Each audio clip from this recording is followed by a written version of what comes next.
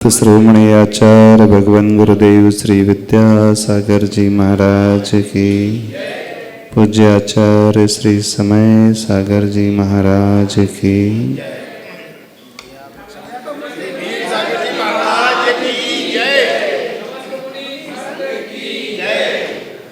धर्म क्या होता है, आज थोड़ा इस विषय को समझ लें। प्राय आप सबकी धारणा है कि जब भी कोई त्यौहार आए, पर्व आए, कोई विशेष कार्यक्रम घर में हो, कोई विशेष फंक्शन हो, बर्थडे हो, शादी हो, सगाई हो, लगन हो, कोई रिश्तेदार आ रहे हों, तो आप लोग उन दिनों में विशेष रूप से कुछ धर्म करते हो। और वह धर्म आपका जो होता है, मंदिर में आकर के प्रभु की शांति धारा कर लेना, अथवा शांति विधान कर जाना, अथवा भक्तामर विधान कर लेना। यही करते हो ना। किसी घर में कोई भी फंक्शन होता है तो फंक्शन के पूर्व प्राय वो परिवार कोई विशेष विधान करता है और मान लेता है कि हमने बहुत अच्छा कार्य किया।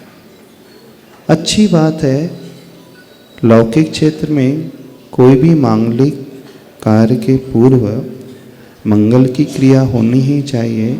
और सबसे बड़े मंगल जो होते हैं वे कौन होते हैं? चत्तारी मंगलम पवज्जम बोलते हैं। अरिहंत मंगलम, सिद्ध मंगलम, साहु मंगलम और केवली पंडितम धम्मम मंगलम। अरिहंत प्रभु मांगलिक हैं, सिद्ध प्रभु मांगलिक होते हैं, साधु परमेष्टि यानी आचार उपाध्याय साधु, और धर्म अपने आप में मांगलिक होता है। पर प्रायः सिर्फ एक ही मंगल को लेकर के चला जाता है और वह मंगल है अरिहंत मंगलम, अर्थात भगवान की शांति धारा, अभिषेक और विधान। लेकिन उसके अलावा एक दूसरा मंगल होता है, वह मंगल थोड़ा ज़्यादा और प्रभावशाली होता है, और वह मंगल है धर्म मंगल। केवली पंडितम धम्मम, केवली भगवान के द्वारा जो प्रणीत धर्म है वह भी मांगलिक है। उस मांगलिक को कोई करते हैं? कितने समाज के लोग हैं अरिहंत मांगलिक को करने के साथ साथ धर्म को मांगलिक के रूप में करते हैं? शायद कहीं नहीं होता है। और एक बहुत बड़ी कमी है समाज की। मंदिर में आकर के अरिहंत भगवान की शरण ले लेना, मंदिर में आकर के अरिहंत भगवान को उत्तम स्वरूप में मान लेना और मंगल स्वरूप मान लेना, यह सिर्फ थियोरेटिकल है। और जो प्रैक्टिकल मांगलिक होते हैं वो धर्म होता है। और प्रैक्टिकल मांगलिक कौन सा धर्म होता है? जहाँ हम उसे धारण करते हैं। और जो धर्म होता है, जानते हो क्या होता है? जो धार्मिक व्यक्ति, उसका धर्म क्या होता है पता है आप लोगों को? जो धार्मिक व्यक्ति है उसका धर्म होता है सम्यक दर्शन के अंगों का पालन करना। और सम्यक दर्शन के 8 अंगों में 4 अंग जो होते हैं वो पराश्रित होते हैं, पर डिपेंडेंट होते हैं। उसमें कौन कौन से? एक अंग होता है उपगूहन अंग, एक अंग होता है स्थितीकरण अंग, एक अंग होता है वात्सल्य अंग और प्रभावना अंग। अर्थात यदि हमें वात्सल्य का भाव करना हो तो हम शास्त्र पढ़ करके वात्सल्य नहीं ला सकते कि आपने जिनवानी उठाई, पढ़ ली और हमारा बहुत वात्सल्य है। ऐसा होता? आपने पद्म पुराण ग्रंथ का स्वाध्याय कर लिया और कहो कि हमारे भीतर बहुत वात्सल्य का भाव है। वात्सल्य के लिए किसकी आवश्यकता होती है? आप सभी गृहस्थी में रहते हो, आपने गाय को देखा होगा। गाय के भीतर जब वात्सल्य का भाव जागृत होता है तो गाय क्या करती है? अपने बछड़े को चाटती है, प्लस अपने बछड़े को दूध पिलाती है, उसकी केयर करती है। देखना ध्यान से, किसी भी गाय को देखना, गौशाला में देखना, वह अपने बछड़े की रक्षा करने के लिए कुछ भी करने को तैयार हो जाती है। बाहर सामने कोई हिंसक पशु भी है तो उससे लड़ने को भी तैयार हो जाती है। जब हम भक्तामर स्तोत्र पढ़ते हैं तो वह हिरणी जो है सिंह के सामने जाकर के खड़ी हो जाती है। क्यों? अपने उस शावक को बचाने के लिए। सामने जंगल का राजा है शेर, शेर के आगे हिरणी की कोई शक्ति नहीं होती। हिरणी जानती है कि मेरी कोई शक्ति नहीं शेर के आगे। शेर एक दहाड़ लगाएगा, एक पंजे से वार करेगा तो मेरा जीवन समाप्त हो जाएगा, उसके पता है। लेकिन इतना जानते भी होते हुए भी वह सिंह के सामने खड़ी हो जाती है। क्यों खड़ी हो जाती है? चैलेंज करती है, यदि तुम्हें खाना है तो पहले मुझे खाना होगा, फिर बच्चे तक मैं पहुंचने दूंगी। यानी अपने बच्चे की रक्षा के लिए वो हिंसक पशु से भी भिड़ने को तैयार हो जाती है। ये कहलाता है वात्सल्य का भाव। गाय भी अपने बछड़े की रक्षा के लिए जंगली सुअर से लड़ जाती है, सिंह से लड़ जाती है। ये कहलाती है वात्सल्य की भावना। अब यह उदाहरण शास्त्रों में समाज के लोगों के लिए, धार्मिक व्यक्तियों के लिए, सम्यक दृष्टि जीवों के लिए दिया गया है कि यदि आप धर्म को मंगल स्वरूप मानते हो तो आपके भीतर वात्सल्य का भाव होना चाहिए। तो यहाँ किन किन लोगों के मन में वात्सल्य का भाव है?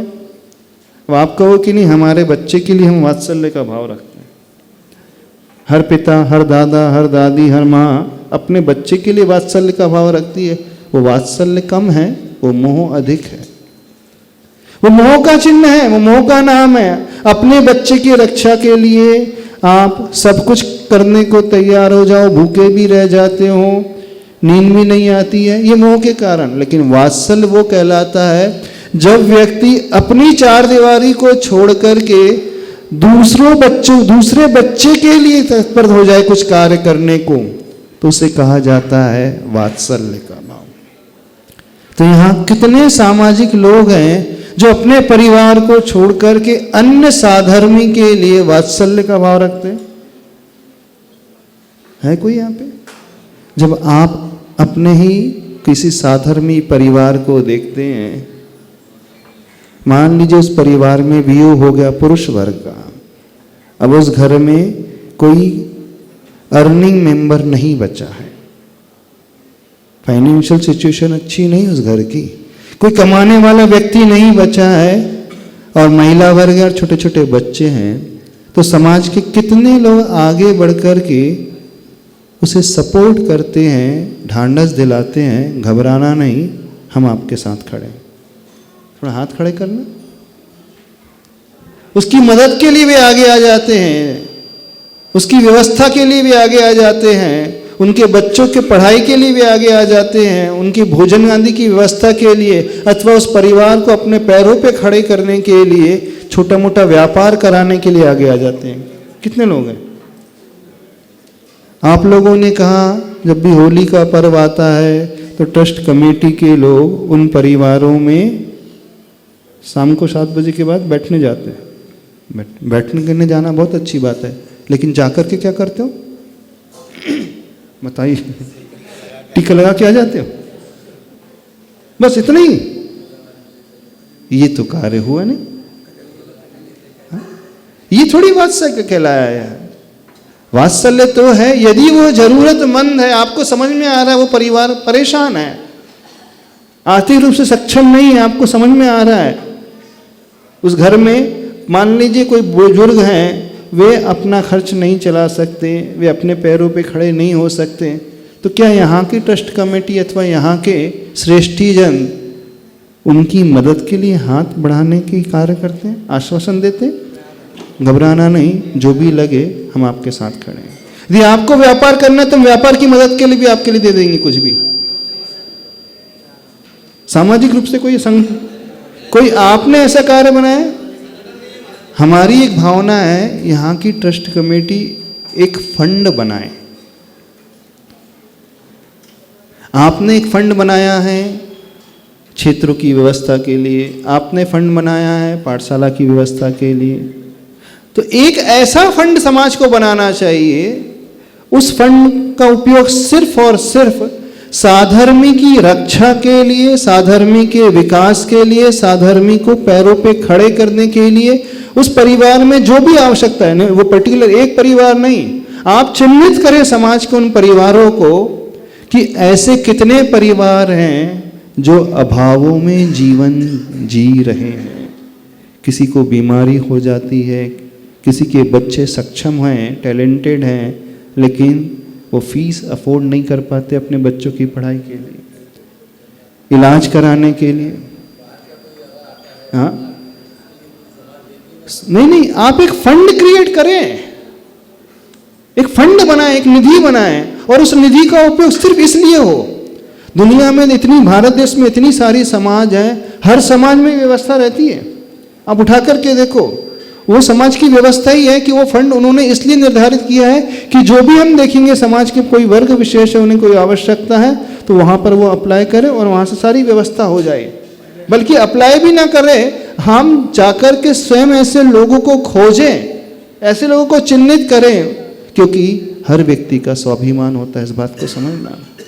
भले ही वो परेशान है, अभावों में जी रहा है, पैसे की कमी है, लेकिन इसका स्वाभिमान उसे परमिट नहीं करता कि मैं दूसरों के सामने हाथ फैला लूं। भले ही वो रूखी सूखी रोटी खा करके रह जाएगा, जो वर्षों से बहुत अच्छा जीवन जीता आया है और कुछ कर्म का योग ऐसा आ गया, अशुभ असाता कर्म का उदय आ गया कि एकदम वो ऊपर से नीचे आ गया। जिसने दुनिया को हमेशा बांटा है, जिसने दुनिया को हमेशा दिया है, अब उसका जमीर उसे अलाउ नहीं करता है कि किसी के आगे वो हाथ फैला ले। इवन समाज के लोगों को जाकर के बता दे, ट्रस्टिकों को बता दे कि मुझे ये परेशानी है, कभी नहीं अलाउ करता। वो भूखा सो जाएगा, लेकिन कभी कहता नहीं है।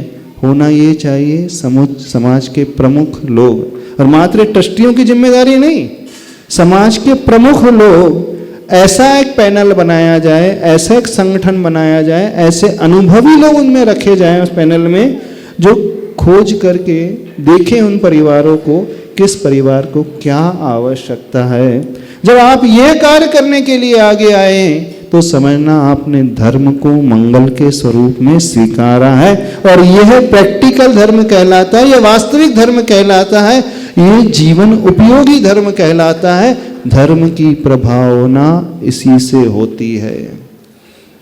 आज हर जगह शिकायत की जाती है कि कुछ समाज के लोग होते हैं, कोई धर्म विशेष के लोग होते हैं, वो कन्वर्जन करवा लेते हैं, अपने धर्म में मिला लेते हैं।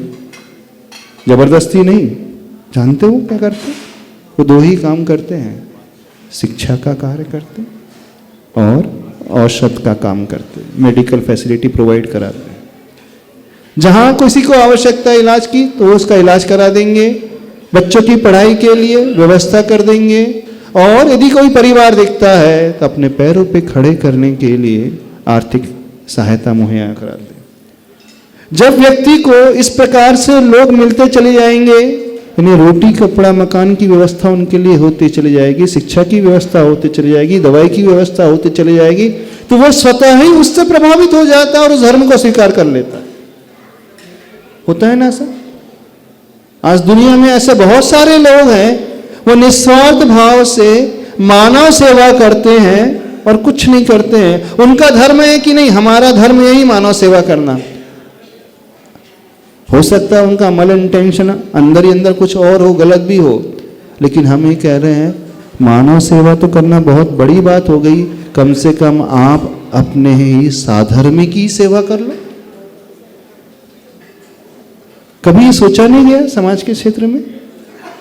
हाँ, कभी विचार नहीं किया गया इस विषय में? इतनी बड़ी समाज है, इतनी पैसे वाली समाज है, यहाँ पे कई परिवार ऐसे हैं जिनके पास अथाह धन वैभव है, और उनके घर में उपयोग करने वाले एक दो लड़के से ज्यादा कोई नहीं है। वो ये भी जानते कि वो इसका उपयोग पूरा कर भी नहीं पाएगा, और वैसा जो पैसा है, प्रॉपर्टी ऐसी छूट जाएगी, चले जाएगी, अथवा कोई उसे हथिया लेगा, कोई इसके नाम पे कर लेगा, वो स्वयं सदुपयोग नहीं कर पाएंगे। अथाह धन वैभव है, लेकिन वो धन वैभव ऐसा ही छूट जाता है और वो व्यक्ति इस दुनिया से चला जाता है। आचार्य भगवान की हमेशा यही भावना रहती थी, वात्सल्य अंग हमारे भीतर आना चाहिए, वात्सल्य का भाव हमारे भीतर उत्पन्न होना चाहिए। आपने सिर्फ अरिहंत मंगल को स्वीकार किया है, अभी धर्म मंगल को स्वीकार नहीं किया है। आप कह रहे हैं कि हम धर्म करते हैं, आप कह रहे हैं कि हम अभिषेक कर रहे हैं, आप कह रहे हैं कि हम शांति धारा कर रहे हैं, हम तो विधान कर लेते हैं, अर्घ चढ़ा लेते हैं, ये सब थियोरेटिकल है, प्रैक्टिकल नहीं है। जो प्रभाव पड़ता है प्रयोग का पड़ता है, आचरण का पड़ता है, हम दूसरों के लिए क्या कर रहे हैं उसका पड़ता है।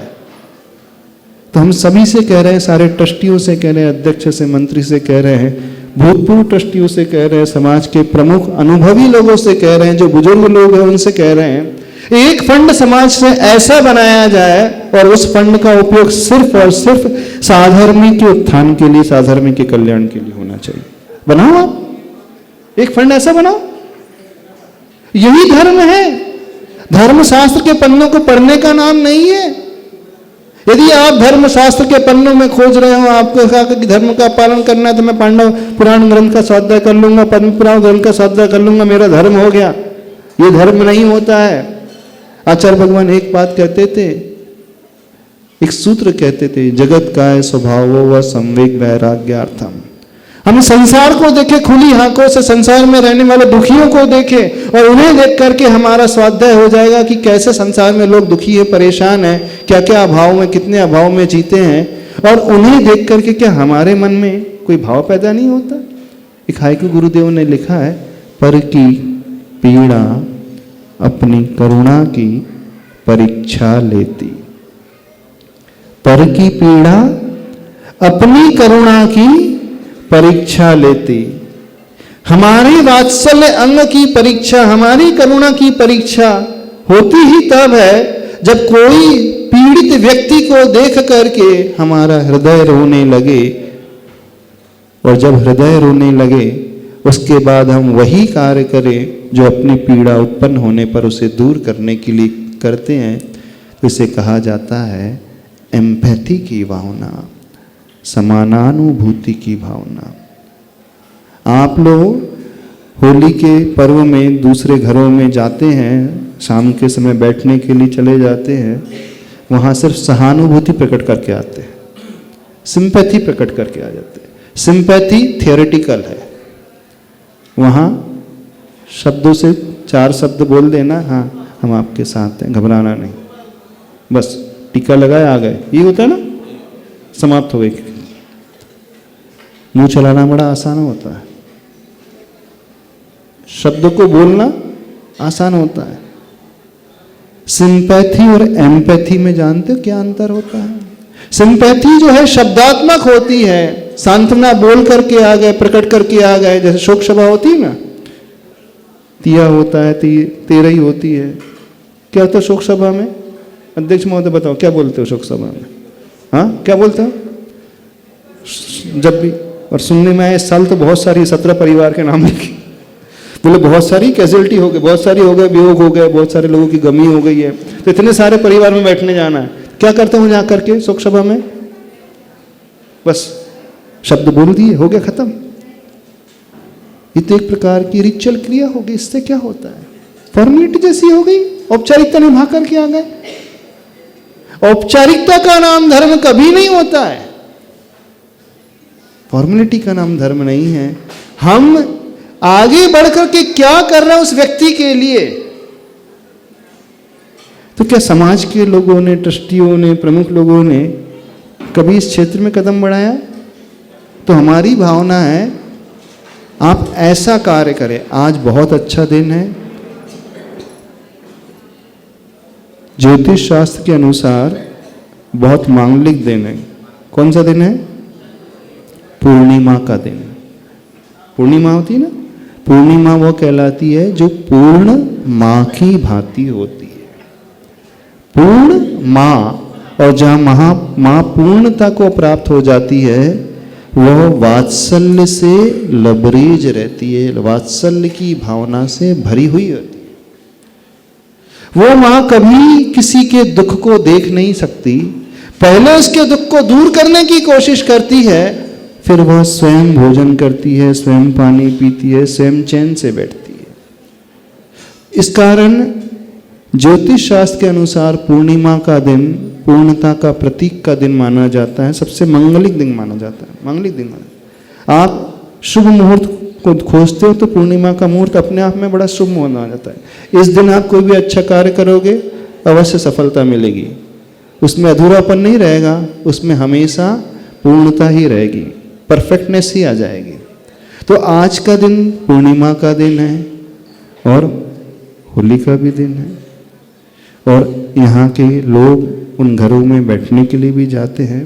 तो हमारी भावना है आज यहाँ की समाज एक ऐसा कार्य करे, एक ऐसे फंड का निर्माण करे, और उस फंड का उपयोग सिर्फ और सिर्फ अभावों में जीने वाले उन साधर्मी परिवार के लिए प्रयोग होगा।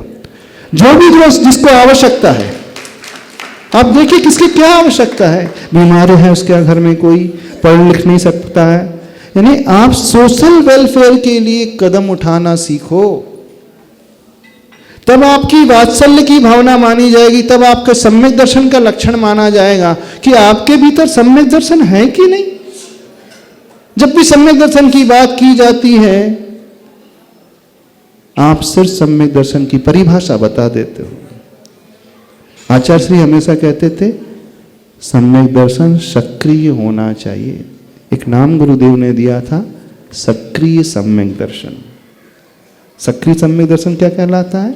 जो परिभाषा हमने शास्त्रों से पढ़ी है, जो पूजा की पंक्तियां आपने अर्घ चढ़ाते समय पढ़ी हैं, उसे अपने जीवन में इम्प्लीमेंट कर लेना, अपने जीवन में उतार लेना। तो वो क्रिया सहित सम्यक दर्शन जो होता है वो कहलाता है सक्रिय सम्यक दर्शन। और जो शास्त्रों का सम्यक दर्शन है, बुद्धि का सम्यक दर्शन है, जो कंठस्थ हो गया, याद कर लिया, वह सिर्फ निष्क्रिय सम्यक दर्शन है। वहां सिर्फ सहानुभूति है। निष्क्रिय सम्यक दर्शन में सहानुभूति के 4 शब्द हैं, और सक्रिय सम्यक दर्शन में समानानुभूति है, वहां एम्पैथी की भावना है, और निष्क्रिय सम्यक दर्शन में सहानुभूति की भावना है, सिंपैथी की भावना है। देखने में बहुत अच्छी लगती है, बाहर से बहुत अच्छी लगती है कि हम उसके साथ खड़े हैं, वो भी कुछ कार्य करता है, ऐसा नहीं कि वो शब्द काम नहीं करते, उसे मनोबल मिलता है व्यक्ति को जो अभाव में है, दुखी है, उसे संबल मिल जाता है कि चलो मेरे साथ कोई खड़ा तो है, पर उतने ही समय के लिए तात्कालिक। जैसे ही वे लोग गए सब समाप्त हो गया। आपने बहुत अच्छा कार्य किया, उस परिवार में विजिट किया, उन परिवार के लोगों को सांत्वना दी, संभाला, संबल दिया, बहुत अच्छा कार्य किया, नो डाउट। उसमें हम नहीं कह रहे कि आपने कुछ गलत किया है, हम यह भी नहीं कह रहे कि आपने ड्रामाबाजी कर दी, नाटक करके आ गए, नहीं, आपने किया अच्छे हृदय से, सच्चे हृदय से किया होगा। लेकिन हम भोजन की सिर्फ चर्चा करके आ जाए, बताओ, जब भूख लगे तो ये भोजन कर लेना चाहिए, गर्मी में ठंडाई पी लेना चाहिए, और सर्दी में जो है गुड़ के लड्डू खा लेना चाहिए। क्यों? सिर्फ हम भोजन की चर्चा करके आ जाएं तो चर्चा से कभी पेट नहीं भरता है। हाँ, चर्चा से थोड़ा सा ढांढस मिल जाता है, लेकिन पेट कभी नहीं भरता है। पेट कब भरता है? जो चर्चा हमने की है उसके अनुरूप, उस प्रकार का जब हम भोजन करेंगे, वो अन्न भीतर जाएगा, पेट में जाएगा, तो भूख शांत होती है। तो एम्पैथी में भी यही कार्य होता है। जो चर्चा हमने की है, एम्पैथी में हम उसे एग्जीक्यूट करने लगते हैं, क्रियान्वयन करने लगते हैं, क्रियाशील वो हो जाता है। तब समझना आपका सम्यक दर्शन सक्रिय सम्यक दर्शन है, तब समझना आपका धर्म मंगलमय धर्म हो जाएगा। तब मानना आपने धर्म की शरण ली है, और वह धर्म फिर आप सबके लिए कल्याणकारी हो जाएगा। तो बताइए, यहाँ की समाज कुछ करना चाहती? हाँ, देखना, आप ये कार्य करके देखो, अमर हो जाओगे आप। ऐसा व्यक्ति जिसकी आप मदद करोगे वो हमेशा धर्म की ओर उन्मुख हो जाएगा, धर्म से जुड़ा रहेगा। और जब उसके आवश्यकता होती, कोई इसकी हेल्प करने नहीं आता है, तो उसकी श्रद्धा धर्म से टूटने भी लगती है। वो स्वतः ही उस ओर कदम बढ़ाने लगता है कि जहां मेरी मदद करने वाले लोग तो हैं, संभालने वाले हैं, तो उसकी श्रद्धा उस ओर होने लगेगी। आपने किसी को धर्म के निकट ला लिया, आपने उसकी श्रद्धा को मजबूत बना दिया, तो आचार्य भगवान कहते हैं ये स्थितिकरण अंग हो गया। कौन सा अंग हो गया सम्यक दर्शन का? स्थितिकरण, यानी आपने उसे पुनः धर्म में स्थापित कर दिया। और ये स्थितिकरण तब पैदा होता है जब भीतर से वात्सल्य का भाव होता है। वात्सल्य की भावना हमारे हृदय में है, तभी हम उसे स्थापित कर पाएंगे, तभी हम उसकी मदद कर पाएंगे, तभी हम उसके साथ खड़े रह पाएंगे। लेकिन बड़ी विडंबना लगती, बड़ी विचित्रता लगती है, हर व्यक्ति अपने लिए तो सब कुछ कर जाता है, अपने लिए बड़ा बड़ा घर बना लेता है और इतना पैसा जोड़ करके रख लेता है, इतना धन वैभव, वो जानता है कि मैं इसका उपयोग कर ही नहीं पाऊंगा, मैं तो क्या 7 पीढ़ी भी नहीं कर पाएंगे, खत्म। इतना मैंने संग्रह कर लिया है कि 7 पीढ़ी भी इसका उपयोग करे तो भी समाप्त नहीं होगा। ऐसे लोग वे होते हैं जो भविष्य में आने वाले भव में वहीं आकर के बैठते हैं। क्या बन करके बैठते हैं? देखो, सर्प बन करके, सर्प योनि में वही लोग जाते हैं, क्योंकि उनका तीव्र ममत्व है। किससे? धन से, वैभव से, संपत्ति से। अब आयु तो जितनी उतनी जीवन जी पाएंगे, उससे ज्यादा जी नहीं पाएंगे, लेकिन मोह उसी धन से है, तो वो उस मोह के कारण, उस आसक्ति के कारण वहीं जाकर के पैदा हो जाएंगे, उसी घर में पैदा हो जाएंगे, तिर्यंच योनि में उसकी रक्षा करने वाले हो जाएंगे। क्या चाहते हो आप लोग? नहीं, आपका बहुत तीव्र मोह है अपने परिवार से, घर से, धन से, तो मोह का फल तो मिलेगा, क्योंकि ये नियम है। यदि मरते वक्त, सुनना ध्यान से, मरने के पहले हमारी जो तीव्र भावना होती है, जो व्यक्ति जो सोचता है, नियम से फिर मर करके वो वहीं पैदा होता है। नियम से, ये सिद्धांत है, मनोविज्ञान है। यानी मरने के पूर्व, इस कारण आगम में कहा जाता है, हमेशा भावना भाई आती है, हे प्रभु मरते समय मेरे कंठ में आपका नाम हो। आबाल्या जिन देव देव भवता श्रीपादयो सेवया सेवा सक्त विनेय कल्पलतया। मेरी कंठ में सिर्फ नमोकार मंत्र हो, मेरे कंठ में अरिहंत सिद्ध का नाम हो, तो जिसके कंठ में मरते वक्त प्रभु का नाम, पंच परमेष्टि का नाम होता है, तो नियम से उसका कल्याण सबसे जल्दी हो जाता है। लेकिन आप आजमा करके देख लेना, अधिकांश लोग जिनका भी मरण होता है, मरते समय बेटी को बुलाएंगे, इससे इतना लेना है, इसको इतना देना है, बेटी के लिए वो छोड़ करके मैं जा रहा हूं, और पोते के लिए यहाँ पे रखा है। वो क्या करते हैं? गणित ज्ञान क्या लगाते बोलते हैं, पोते के लिए इतना है और वहां पे उससे है। ये होता कि नहीं? मरते समय उनको क्या याद आता है? पोता पोती, बेटे बेटी, अथवा जो उनने जमा करके रखा उसके बारे में। तो ये मोह का चिन्ह है, हर भाव में यही होता है। और जहां मरते समय हमें पोता पोती याद आ रहा है, परिवार याद आ रहा है, धन वैभव याद आ रहा है, तो पैदा आप उन्हीं के इर्द गिर्द होंगे, उस पर्याय में, नहीं तो तिर्यंच योनि में पैदा हो जाओगे। और मरते व्यक्ति यदि आपको धर्म याद आ गया, उस व्यक्ति को धर्म याद आ गया, कंठ से पर नमोकार मंत्र निकलता है, गुरु का नाम निकलता है, तो नियम से उसका भाव संसार में 7-8 से अधिक नहीं रहते हैं, संलिखना पूर्वक उसका मरण हो जाता है, और 7-8 भाव में अधिक से अधिक उसका कल्याण हो जाएगा, मोक्ष को प्राप्त कर लेता है। आप उठा करके देखो इतिहास, इतनी सारी गमी हुई है इस साल, हुई है ना गमी? आप थोड़ा चेक करके देखना, जिस परिवार में भी गमी हुई है, मरते समय उन लोगों के भाव कैसे थे? अधिकतर लोगों के प्राय मोह में उलझे हुए भाव थे। तो हम ये कह रहे हैं, इस भावना को समझने की कोशिश करें कि हमारे कंठ में प्रभु का नाम हो, हमारे कंठ में नमोकार मंत्र हो, हमारे कंठ में गुरु हो, हमें धर्म नजर आए। बस ये भावना जिसकी पैदा हो जाए तो नियम से उसका कल्याण होगा ही होगा, दुनिया की कोई शक्ति उसे नहीं रोक सकती। लेकिन ये कब पैदा होता है? जब वो प्रैक्टिकल धर्म को अपनाने की भावना करता है। तो क्या यहाँ के लोग चाहते हैं इस प्रकार का फंड आप बना लो? तो आज पूर्णिमा का दिन है, आज हम प्रभु का अभिषेक शांति धारा करेंगे, मस्तकाभिषेक करेंगे। तो इस निमित्त से जो भी राशि आएगी उस राशि का उपयोग जो है साधारण कल्याण योजना में ही जाएगा। क्यों अध्यक्ष महोदय? हो सकता है? हो सकता है कि नहीं हो सकता? बताओ, निर्माण कमेटी वाले से पूछ रहे हैं। हाँ, क्या हुआ? नहीं, शुरुआत तो करें। आज मंगलाचरण की बात है, आप आज मंगलाचरण की बात है।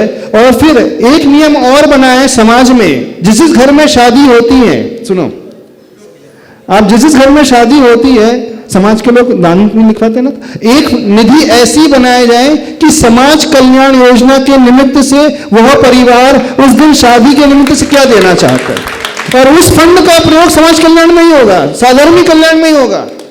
आपके भाई बंधु हैं, किसी और को नहीं देना है। वो व्यक्ति एक रिसेप्शन करता है, बैंकेट हॉल बुक करता है, 50 लाख यूं उड़ा देता है, और उसकी एक दिन की कीमत है। और 2 घंटे के लिए वो लोग आते हैं, 500 आइटम है, चक्कर के 20 आइटम जाते हैं, फेंक करके थाली चले जाते हैं, और वेस्ट आपका पैसा हो जाता है। यानी आप 50 लाख रुपए रिसेप्शन में उड़ा जाते हो, करोड़ों रुपए बैंकेट हॉल में डेस्टिनेशन मैरिज में चले जाते हो। क्योंकि यहाँ भी जब भी मैरिज होगी तो डेस्टिनेशन मैरिज होगी। कौन से हॉल में होगी? कौन से? क्यों? रजवाड़ा में। और बड़ा कौन सा? अभी वो आशीष महामंत्री की यहाँ डेस्टिनेशन कब है, कहाँ पर है? कौन से फॉर्म में? पता नहीं कौन कौन से फॉर्म में। तो आप गोयल का फॉर्म में, कहा महामंत्री जी का नजर नहीं आ रहा है, सूतक लगा है उनको, कोई भी फॉर्म XYZ। तो वहां आप लाखों रुपए करते।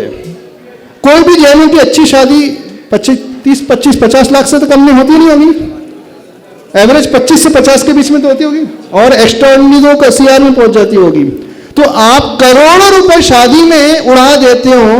तो यदि आप चाहते हो, सुनो ध्यान से, कि आने वाले बहू आपके घर को वो लेकर के चले, सास ससुर की सेवा करे, धर्म से संस्कारित हो, तो नियम बना लो, जितना खर्चा हम शादी में कर रहे हैं उसका 10% जो है हम धार्मिक निधि में उपयोग में करेंगे। बस ये नियम बना लो, जितना खर्चा आप शादी में कर रहे हैं, आपको करोड़ों करना, करोड़ों करो, लेकिन उसका 10% हम किस में करेंगे?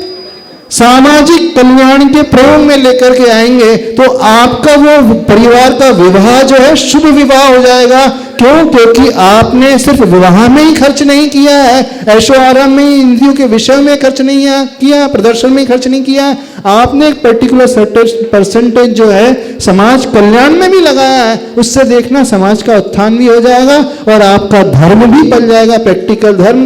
ये वात्सल्य का भाव कहलाता है। और फिर उससे आप जो पाप का अर्जन करोगे, वो पाप का अर्जन जो हुआ वो काउंटर बैलेंस हो जाएगा उस पुण्य के माध्यम से। तो बताइए अध्यक्ष महोदय, हो सकता है ऐसा नियम बना सकते हैं यहाँ की समाज? हाँ, अनिवार्य कर दो ना आप। एक फंड मंदिर के लिए ले रहे हैं, बहुत अच्छी बात है, मंदिर निर्माण के लिए ले रहे हैं, बहुत अच्छी बात है। एक निधि ये बना दो, समाज कल्याण निधि, और उसमें भी मिनिमम 10%। हाँ, महामंत्री जी आ गए, हम सोच ही रहे थे क्यों बेटे की शादी कौन से फार्म हाउस से है? गोयनका से। तो हम एक बहुत अच्छी आज भावना रख रहे हैं। आज पूर्णिमा का दिन है, यहाँ के लोग जो है ट्रस्टी लोग हैं, 17 घर में बैठने जाने वाले हैं, सांत्वना देकर के आ जाएंगे, सहानुभूति देकर के आ जाएंगे। हम थोड़ा उसमें सुधार करवाने की बात कर रहे हैं। सिंपैथी के साथ साथ वहाँ पे एम्पैथी की भावना आ जाए, यानी सहानुभूति के साथ साथ समानानुभूति की भावना। समानानुभूति क्या कहलाता है? समान अनुभूति, अर्थात जो पीड़ित परिवार को दुख हो रहा है, जो कष्ट उस व्यक्ति विशेष को हो रहा है, जो पीड़ा की अनुभूति उसी हो रही है, ठीक वैसी ही अनुभूति हमें भी हो जाए। तो ऐसी अनुभूति हो जाती है। तो जब हम स्वयं दुखी होते हैं तो उसको दुख को दूर करने के लिए क्या करते हैं? यदि बीमार हैं तो इलाज कराते हैं, रोग हो गया है तो ठीक करते हैं। तो जैसी अनुभूति उसे हो रही है, ठीक वैसी ही अनुभूति हमें होने लगे तो फिर उसके दुख को हम अपना दुख समझते हैं, और जब अपना दुख समझेंगे तो उस दुख को दूर करने के लिए हम वैसा ही पुरुषार्थ करेंगे। तो हमारी भावना हो रही है कि यहाँ की कमेटी, यहाँ की समाज एक फंड बनाए समाज कल्याण निधि के नाम से, और उसका मंगलाचरण आज पूर्णिमा के दिन हो तो आज भगवान का महामस्तक होगा, जितनी भी राशि आएगी वह राशि जो है समाज कल्याण निधि फंड में ही जाएगी। हो सकता है महामंत्री? और दूसरा, समाज में अध्यक्ष महोदय, हाँ इनसे भी कराए, और भूतपूर्व जितने कमेटी के सदस्य हैं, और समाज में जितनी भी शादियां होंगी, शादियों में आप करोड़ों खर्च करते हैं तो उसका 10% फंड जो है वो समाज कल्याण निधि में जाना चाहिए। हो सकता है? अच्छा, कितने लोग इसे अनुमोदन करना चाहते हैं? इसके हाथ खड़े कर दें।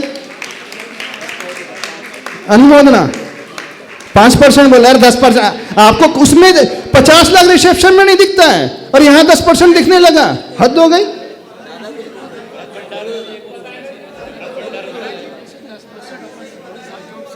हाँ, किसी गरीब की छोटी शादी है, नहीं तो उसमें भी 10% दिया जाए ना। हाँ, तो अब वो जो फंड बनेगा उस फंड का उपयोग किस लिए होगा? समाज के गरीब परिवार के उद्धार के लिए होने वाला है। उस फंड जो बन रहा है गरीब परिवार के लिए बन रहा है। उसके बच्चे पढ़ नहीं पा रहे हैं तो पढ़ने के लिए उसकी फीस की व्यवस्था होगी। उनके घर में कोई इलाज का परेशानी आ रही है तो इलाज के लिए, और कुछ छोटा मोटा रोजगार करना चाहते हैं, छोटा मोटा व्यापार करना चाहते हैं तो उस फंड से उसमें फंड दिया जाएगा ताकि वो परिवार अपने पैरों पे खड़े हो जाए। दान स्वरूप नहीं, इंटरेस्ट फ्री लोन के स्वरूप। सुनना ध्यान, यदि आप किसी परिवार को फाइनेंशियल हेल्प कर रहे हो तो वो दान स्वरूप नहीं होना चाहिए, 0% इंटरेस्ट। देखो, हम अजमेर गए थे, बहुत अच्छे ध्यान से सुनना, वहां समाज है केसरगंज की समाज अजमेर, वहां पर ऐसा फंड बना है और करोड़ रुपए फंड है उसमें। और वो क्या करते हैं कि समाज का कोई व्यक्ति जो कोई छोटा मोटा व्यापार करना चाहता है तो उस फंड से वो राशि दे देते हैं 0% इंटरेस्ट में। पर इसके साथ कंडीशन होती है, हर 3 महीने 6 महीने में एक EMI बांध देते हैं, वो रिटर्न करता चले जाएगा। तो उससे क्या होगा, वो अपने पैरों पे भी खड़ा हो जाएगा और उसको ब्याज का बोझ भी नहीं लगेगा, क्योंकि व्यक्ति जो मरता है ब्याज के कारण मर जाता है। तो ये आज की वहाँ केसरगंज की समाज करती है, उनके पास ऐसा बहुत बड़ा फंड है परिवार को स्टैब्लिश करने के लिए, साधर्मी को ऊपर उठाने के लिए। तो ये बहुत अच्छा कार्य हो जाएगा और ये कार्य कहलाता है वात्सल्य का कार्य, सक्रिय सम्यक दर्शन का कार्य। तो बताइए, अनुमोदना करना चाहते हो आप इस फंड के लिए? तो शादी का जो खर्चा होगा उसका कितना % मानना बोलिए? 5% में आ गए? हाँ, अरे जितना खर्चा कर रहे हैं जितना ओवरऑल एस्टीमेट तो समझ, ठीक है। जो सोना चढ़ा रहे हैं उसमें नहीं लगेगा। सुनो, ध्यान से सुनना, सुनो कैसे उसका कैलकुलेशन होगा। कोई अपने बेटी के लिए सोना दे रहा है तो वो काउंट नहीं होगा। जो लेविश इन खर्चा होता है, बफे होता है, इन्वेस्टमेंट, यानी आप बहुत प्रदर्शन करते हो, रिसेप्शन देते हो, ग्रैंड रिसेप्शन देते हो, उसका जो है 10% करना। सोने का काउंटिंग नहीं करना आप। तो जो आप अपनी बेटी के लिए जवाहरात दे रहे हो उसकी काउंटिंग नहीं करना। जो अननेसेसरी जो शो ऑफ में खर्चा हो जाता है, दिखावे में, डेकोरेशन में है, पता नहीं जी काय में होता है, कपड़ों में होता है, लग्जरीज में होता है, कोरियोग्राफी में होता है, वीडियोग्राफी में होता है, और 5000 की थाली जो होती है, कितने की थाली होती है? 2000 की होती है यहाँ पे। तो उसका जो है 10% देना, तो वो बैलेंस ऑलमोस्ट 5% ही आएगा। क्योंकि कोई बोलेगा कि मैं अपनी बेटी के लिए 1 करोड़ की ज्वेलरी दे रहा हूं, तो ज्वेलरी का 10% नहीं देना है। जो अननेसेसरी आप खर्चा कर रहे हैं उसकी हम बात कर रहे हैं। बताइए महामंत्री जी, सब बनिया है, तुरंत गणित कर लो, कितना हो सकता है? हाँ, तो खड़े हो जाओ थोड़ा सा, हाँ माइक से, हाँ हाँ रिकॉर्ड कर लो भैया जी, विपिन भैया रिकॉर्ड कर लो। हाँ हाँ, अध्यक्ष महोदय, निरपेक्ष सीट पर वीर सागर जी महाराज की जय। आज वास्तव में पूज्य गुरुदेव ने एक ऐसा ज्वलंत विषय उठाया है। मैं समझता हूं कि यहाँ पर जितने भी लोग बैठे हैं 80% लोगों के मन में ये चीज़ काफ़ी समय से चल रही है कि ऐसा कुछ होना चाहिए, किंतु एक प्रॉपर प्लेटफॉर्म नहीं मिल रहा था, या जो भी समझे हम लोग। आज आप थोड़ी देर के लिए समझिए, यदि किसी परिवार में किसी बच्चे के एक कॉलेज में एक पर्टिकुलर कोर्स में एडमिशन करवाना है और उसे 1 लाख रुपए कम पड़ रहे हैं, उसने 8-10 दिन तक के, महीने भर तक के बहुत भागदौड़ किया और उसके पास में पैसे की व्यवस्था नहीं हो पाई और उस कारण से उसका एडमिशन उस कॉलेज में नहीं हुआ। उस बच्चे में कैलिबर बहुत था, 12th में मेरिट में आया, नीट में भी अच्छे मार्क्स आए, हर चीज़ में अच्छा है, लेकिन किसी एक सिर्फ आर्थिक अभाव के कारण उसका उस पर्टिकुलर कॉलेज में एडमिशन नहीं हो पाया। उसके उपरांत उसको या तो उससे कोई छोटी डिग्री में एडमिशन लेना पड़ा और उसके जो सपने थे वे अधूरे रह गए। यदि इस परिवार में हमारे इस फंड से या किसी पर्टिकुलर एक व्यक्ति के माध्यम से यदि उसको 1,50,000 रुपये दे दिए जाएं और उस लाख रुपए से यदि उसका जीवन बन जाए, तो उस परिवार में जो खुशी होगी वह आपको एक भगवान को एक मुनि महाराज को आहार देने में भी नहीं होगी, एक भगवान की शांति धारा करने में भी नहीं होगी, क्योंकि वह उस फंड से उस व्यक्ति की, उस बच्चे की भविष्य संवर गया और उसके बाद वो ऐसे कई 10-20 बच्चों का भविष्य संवार देगा। मेरे ख्याल से यहाँ पर बैठे हुए कई लोगों ने इस व्यवस्था में अपना सहयोग दिया भी है। हाँ, लेकिन जैसे विद्या ग्रेस फाउंडेशन यही कार्य कर रही है। जो फाउंडेशन बना उसका उद्देश्य जो है सोशल वेलफेयर है, सामाजिक उत्थान है। यानी कोई गरीब व्यक्ति जो पढ़ाई करना चाहता है उसकी पढ़ाई के लिए वो फीस प्रोवाइड करते हैं, मेडिकल फैसिलिटीज़ के लिए इलाज कराने के लिए देते हैं, पूर्णायु में है, प्रतिभा स्थली में बच्चे हैं, कोई छोटा परिवार गांव में है 1 लाख 2 लाख की हेल्प से छोटा मोटा रोजगार करना चाहता है, प्लस कोई सर्विस करने के लिए तो सर्विस में असिस्टेंट प्रोवाइड कराते हैं। इस प्रकार से यानी जिसको जो भी नीड है वो इस प्रकार की व्यवस्था करते हैं ताकि वो परिवार, वो व्यक्ति, वो बच्चा अथवा बच्ची जो है अपने पैरों पे खड़े कर हो जाए। और आपको अपना कुछ ज़्यादा नहीं खर्च करना है। जो आप लेविश लाइफ जीते हो, जो आप शोबाजी प्रदर्शन में खर्चा करते हो शादी में, जब उनसे हम लोगों से पूछते क्यों भाई शादी में आपने 1 करोड़ क्यों उड़ा दिया, तो वो क्या जवाब देता है, बोला महाराज जी एक ही तो बेटा है, जीवन में एक ही बार तो शादी होती है। कमाया किस लिए मैंने, तर्क क्या देता है वो, कमाया किस लिए, जीवन में एक ही बार तो शादी होती है। क्यों आशीष, कितने बार शादी होगी बेटे की, एक ही बार होगी ना शादी, तो ले जीवन में एक ही बार तो शादी होती है। अब जितना कमाया है तो एक बार, जब कमाया है तो एक बार दिखाने में क्या जाता है, तो ये तर्क देते हैं। तो जो ये तर्क देते हैं उनसे कहना है जब आप शो ऑफ के लिए इतना खर्च कर सकते हो तो उसका 10% जो है समाज कल्याण निधि में देना, उससे आप जो पाप उसमें अर्जन करोगे यहाँ काउंटर बैलेंस हो जाएगा, पुण्य भी हो जाएगा और न जाने समाज के कितने परिवार जो हैं खड़े हो जाएंगे और ये सही धर्म कहलाता है। तो आप शादी में हो अथवा कहीं बर्थडे पार्टी होती है, मात्र शादी का नहीं कह रहे हैं, कोई बर्थडे पार्टी होती है तो बर्थडे पार्टी में हजारों रुपए खर्च कर जाता है। यदि आप चाहते हो आपके बच्चे का जन्मदिन आपका सफल हो तो नियम बनाओ, हर एक कोई भी लेविश फंक्शन में हम जितना खर्च कर रहे हैं उसका 10% जो है हम समाज कल्याण निधि में ही देंगे, तो आपके सारे सांसारिक कार्य जो है पाप वर्धक न हो करके पुण्यवर्धक हो जाएंगे। बस यही कला है धर्म का समझने की, और कुछ नहीं करना है।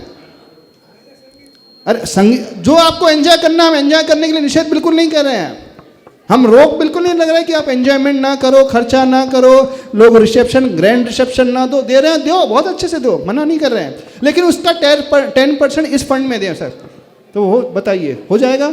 आनंद जी बोलिए, अध्यक्ष महाराज जी। इसमें एक चीज़ ये है कि आज हमारे बड़े बड़े जिनालयों को जो दूसरी एजेंसीज देखती है, चाहे वो कोरियोग्राफर हो, चाहे वो डेस्टिनेशन जिनके बैंकेट्स हॉल हैं या जिनके हॉल हैं, वो जब देखती हैं कि कोई पर्टिकुलर यदि जैन आदमी उनके यहाँ आ रहा है तो उनको पता है कि जैन आदमी है तो इसकी जेब में बहुत पैसा है। यदि हम वह पैसा उन लोगों को दे रहे हैं तो मेरे ख्याल से उसमें से 10% या 5% जिसकी भी जितनी व्यवस्था हो, जितनी भी नहीं, मिनिमम 5%, 10% रख दो आप, तो मिनिमम 10% की व्यवस्था यदि आप अपने साधर्मी भाई के ऊपर खर्चा कर रहे हैं, ना कि उस कोरियोग्राफर को, उस डेस्टिनेशन वेडिंग वाले को, बैंड वाजे को, पुंगी वाले को, उनको आप दे रहे हैं, उससे बेटर है कि 10% आप अपने साधर्मी व्यक्ति को देंगे तो उसका जो जीवन संवरेगा वह आपको लाखों दुआएं देगा और वो आपको जीवन भर याद रखेगा। और वो तो आपको याद बिल्कुल नहीं रखेगा जिसके यहाँ पर आपने अपने प्रोग्राम के लिए आपने अरेंजमेंट किए है। आपका प्रोग्राम हुआ, वो आपको गिनती करके पैसे मांग लेगा और उसके बाद में विषय खत्म हो जाएगा। तो ये जो ज्वलंत विषय आज गुरुजी ने उठाया है, इस हेतु मेरे ख्याल से यहाँ पर काफी लोग बुजुर्गगण भी बैठे हैं, पूर्व कमेटी के सदस्य भी बैठे हैं, इसके लिए हमें किसी भी प्रकार की जनरल पंचायत बुलाने की भी आवश्यकता नहीं पड़नी चाहिए, क्योंकि ये ऐसा विषय है कि यहाँ पर जितने भी लोग हैं 99% नहीं 100% लोग इससे सहमत हैं। तो मेरे ख्याल से इस विषय के लिए हमें किसी जनरल पंचायत की व्यवस्था नहीं करना चाहिए। आज हम इस विषय को यहाँ पर फाइनल करते हैं। जो महाराज जी 10 लक्षण के उपरांत जो हम व्रत भंडार की जो व्यवस्था करते हैं उसमें भी एक जो मद रहेगा वह यह भी रहेगा कि समाज कल्याण निधि मद हम लोग पाठशाला में, मंदिर निर्माण में, औषधालय में, सब जगह पर देते हैं। तो एक समाज कल्याण निधि का मद यहाँ पर होना चाहिए, जिसकी जितनी व्यवस्था हो वह उस मद में पैसा दे। और आप यदि यहाँ पर शुरुआत में 11 रुपए भी यदि आप किसी को व्यक्ति को दे रहे हैं और उससे यदि उसका उत्थान हो रहा है तो उसके उत्थान से आपको ज़्यादा खुशी मिलेगी। तो इस रास्ते में मेरे ख्याल से आगे बढ़ना चाहिए। हमें पूज्य गुरुदेव का आशीर्वाद प्राप्त है और इसमें आप सभी को आगे बढ़ना चाहिए। हाँ, तो इसमें मीटिंग की तो आवश्यकता नहीं पड़ेगी ना। अब ये ध्वनि मत से पारित हो गया ना नियम। हाँ, यदि किसी का विरोध है तो उसमें हाथ उठाकर खड़े कर दे, बता दे। कोई विरोध करना चाहता तो अभी कर दे। किसको विरोध करना है इसमें? किसी का विरोध है कि नहीं महाराज जी 10% ज़्यादा हो रहा है, हम नहीं दे पाएंगे। हाँ, जिसका भी विरोध है हाथ उठा के विरोध कर दे।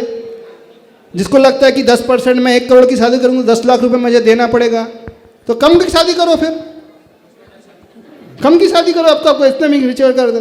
यानी पापों में जब आप उड़ाते हो तो आप कभी गिनती नहीं करते 1 करोड़ लग जाएगा। और जब भी मंदिर में अच्छे कार्य में देने की बात आती है तो हिसाब किताब लगने लगता है। अरे महाराज जी हमने कितनी पहले घोषणा करके रखी है, आपने एक नई घोषणा और करवा दी, बोले यहाँ पे आकर के एक नई स्कीम और ला दी।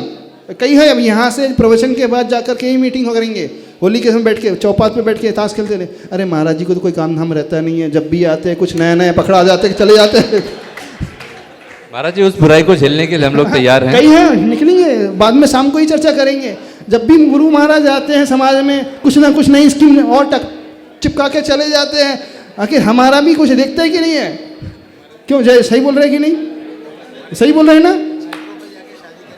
हाँ, यदि आपको डेस्टिनेशन मैरिज करना ही है तो क्षेत्र में जाकर के डेस्टिनेशन करो।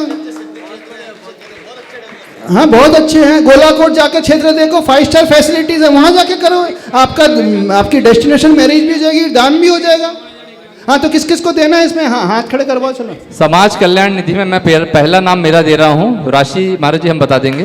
नहीं, राशि बोलो तो 1,01,000 रुपए की राशि से मैं हाँ, समाज बहुत कल्याण निधि सुंदर। में पहले दे रहा हूँ। हाँ, तो आज अब यहाँ वही पर- पात्र जो है शांति धारा भी करेंगे। जी। हाँ, जो घोषणा करते चले जाएंगे वही पात्र जो है शांति धारा भी करते चले जाएंगे। एक ठीक है समाज ना? जी महाराज जी, हाँ, समाज उसी- कल्याण निधि एक फंड बनाया जाएगा, उसका प्रॉपर बैंक अकाउंट खोल लेंगे। हाँ। जिस भी साधर्मी व्यक्ति की जो एप्लीकेशंस आएंगी, किसी को इलाज के लिए पैसे की जरूरत है, किसी को एडमिशन के लिए पैसे की जरूरत है, उस हाँ हाँ बोलिए।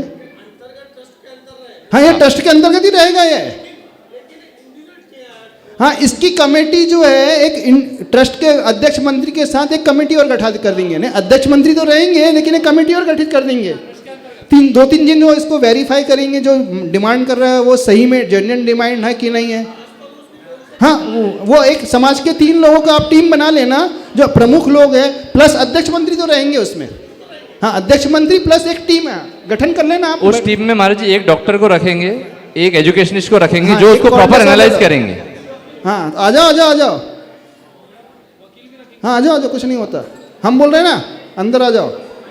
तो इस तरीके के 3-4 जो लोग रहेंगे वो उसको एनालाइज करने के बाद में उसको डिसाइड करेंगे किसको कितना फंड देना है हमें।